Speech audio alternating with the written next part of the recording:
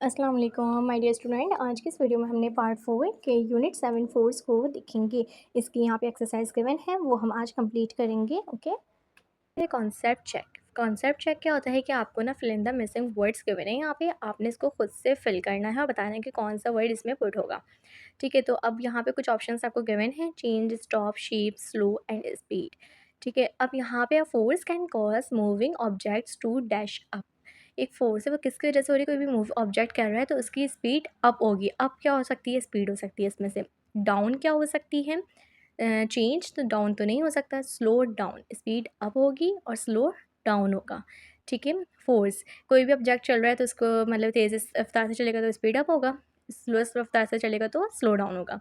Next क्या हो सकता है? स्टॉप, बिल्कुल रुक जाएगा, और या तो फिर वो चेंज कर सकता है अपनी स्पीड को ना।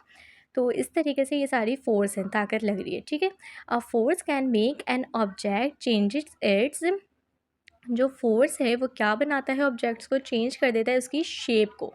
ऑब्जेक्ट की जो शेप हो, उस फोर्स की मदद से वो शेप को चेंज भी कर सकते हैं हम।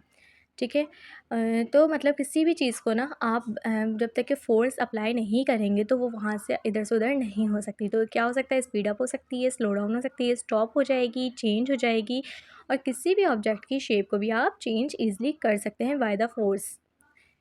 ठीक है, अब आ जाते हैं चूज़ द करेक्ट आंसर। ठीक है, number 1, which of these is not a force? Force क्या नहीं है? पुश, खींचना, धक्का देना, पुल, खींचना। ग्रेविटी क्या होती है? शकले कशिश, नीचे ज़मीन की तरफ जो भी चीज़ आके गिर रही है ज़मीन पे, क्या है? बहुत ज़्यादा ही ग्रेविटी है। ठीक है, वो अपनी तरफ अट्रैक्ट करती है थिंग्स को। तो light is not a force, correct option. Which of these can a force do? Force किस वजह से होती है? आपने बताना है कि क्या क्या कर सकते हैं हम फोर्स से। चेंज भी कर सकते हैं शेप को, स्लो डाउन भी कर सकते हैं, स्पीड अप भी कर सकते हैं, या ऑल ऑफ दीज। वैसे तो अभी हमने पीछे भी देखा, चेंज भी हो जाती है, स्लो भी हो जाती है और स्पीड अप भी। तो इसका correct option is D, all of these. Next, the force present when to surfaces रब टुगेदर इज कॉल्ड। जब दो फोर्सेस आपस में रब होंगी, दो सरफेसेस आपस में क्या हो रही हैं? रब हो रही हैं एक साथ, तो उसे हम क्या कहते हैं? इट्स फोर्स अप्लाई होगी। ठीक है, दो फोर्सेस आपस में रब टुगेदर होंगी, उसे हम कहेंगे friction. No, friction, correct spell is friction. ठीक है, रगड़। ठीक है, जैसे व्हील को हमने क्या करना होता है? व्हील अर्थ के सरफेस पे क्या करता है? बिल्कुल रब कर रहे होते हैं, तो फ्रिक्शन कहलाएगी। ठीक है, cycling faster creates a force that will make a bicycle.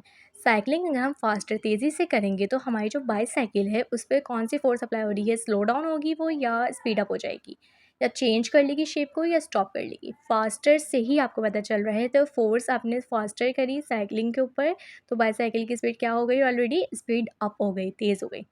Next है the force that pulls everything down to the earth. जब फोर्स अप्लाई करेंगे, ओनली सॉरी, फोर्स जब भी अप्लाई होगी किसी भी चीज़ को अट्रैक्ट करेगा वो ज़मीन की तरफ, तो इसका मतलब है ग्रेविटी वहाँ मौजूद है।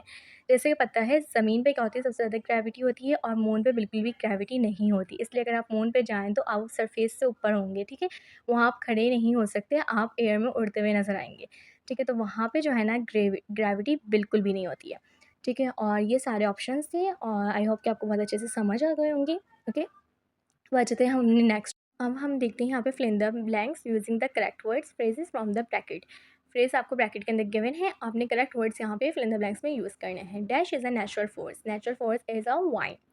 ठीक है, not electricity, it's wind a natural force. Okay, correct option. A horse cart moves due to force produced by the dash. एक हॉर्स कार्ट है, मतलब जो क्या है? घोड़ा गाड़ी है, वो फोर्स अप्लाई हो रही है, किसके ज़रिए हो रही है? कौन प्रोड्यूस कर रहा है फोर्स को? जो अप्लाई हो रही है। एक कार्ट तो खुद से नहीं कर सकती ना, तो जो वहाँ पे क्या है? हॉर्स है, तो हॉर्स की वजह से जो है फोर्स अप्लाई हो रही है। हॉर्स चल रहा है तो वो कार्ट भी ऑलरेडी चल रही है, तो फोर्स अप्लाई कौन कर रहा है? प्रोड्यूस किसके ज़रिए हो रही है? हॉर्स के ज़रिए। The force of gravity keeps everything firmly. जो फोर्स ऑफ ग्रेविटी है, ठीक है, वो हर चीज़ को कहाँ की तरफ खींचेगी? हवा में उड़ने देगी या ग्राउंड पे आएगी? जब वही देखें ग्रेविटी की बात आई, तो gravity is on the ground, attract everything's. ठीक है, अपनी तरफ खींचेगी ना। अर्थ जो है ऑन द ग्राउंड, नीचे की तरफ आके गिरेंगी ग्रेविटी के अकॉर्डिंग। ठीक है, number 4, a dash is a force apply to the pedal on a bicycle. अगर फोर्स अप्लाई हो रही है पैडल के ऊपर बाईसाइकिल के, तो कौन सी फोर्स अप्लाई होगी? पुश या पुल? पुश होता है धक्का देने वाली, या पुल खींचने वाली। देखें, अब पैडल पे हम क्या कर रहे हैं? पाँव को पुश कर रहे हैं, दबा रहे हैं, तो इस तरीके से यहाँ पे कौन सी हो रही है? पुश फोर्स अप्लाई हो रही है। Next, a dash is a force applied when someone's the brake on a bicycle. Bicycle को अगर आपने ब्रेक लगाना है तो कौन सी फ़ोर्स अप्लाई होगी? यहाँ पे अगर हम किसी बाईसाइकिल को ब्रेक लगाएँगे तो यहाँ पे पुल फ़ोर्स अप्लाई होगी, ठीक है? यहाँ पे correct option is pull, okay?